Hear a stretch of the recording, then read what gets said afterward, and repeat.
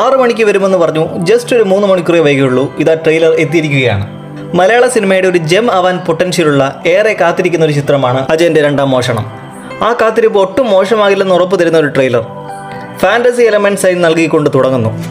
എന്താ വിഷ്വൽസിന്റെ ഒരു beauty. Jomon T hats off. ഇരുണ്ട രംഗങ്ങളാണ് അധികവും, എന്നാൽ നടക്കുന്നതെല്ലാം ക്ലിയറായി മനസ്സിലാക്കാം. ആക്ഷൻ പൊളിക്കും. VFXൽ വലിയ പ്രതീക്ഷ വയ്ക്കാതിരിക്കുക ഒരു നല്ല മോട്ടീവാണ്.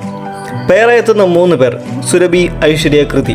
ഇതിൽ കൃതിയുടേത് കുറച്ചധികം റൊമാൻറ്റിക്കും സുരഭിയുടേത് ഒരു ഇന്ത്യൻ ടച്ച് ആവാനാണ് സാധ്യത കാണുന്നത്. Tovino Thomas just nailed it. Pan Indian എന്നുള്ളത് പ്രൊമോഷനിലും വാക്കുകളിലുമല്ല, ഇതുപോലെ കണ്ടന്റിലൂടെയാണ് അന്വർത്ഥമാക്കുന്നത്. മലയാള തനിമയുള്ള ഒരു പ്രൗഡ് ചിത്രമാകും അജയൻ്റെ രണ്ടാം മോഷണം എന്നൊരു ഇൻഡ്യൂഷൻ സ്പാർക്ക് അടിക്കുന്നു. ട്രെയിലർ ഇരുണ്ടതാണെങ്കിലും ടൊവിനോയുടെ ഡെഡിക്കേഷൻ ഇതിൽ പകൽ പോലെ വ്യക്തം. ഈ കുറച്ച് ട്രെയിലർ കട്ട്സ് കൊണ്ട് തന്നെ മനസ്സിലാക്കാം ടൊവിനോയിലുള്ള നടൻ്റെ പരമാവധി ഊറ്റിയെടുക്കാൻ സംവിധായകൻ ജിതിൻ ലാലിന് സാധിച്ചിട്ടുണ്ട്.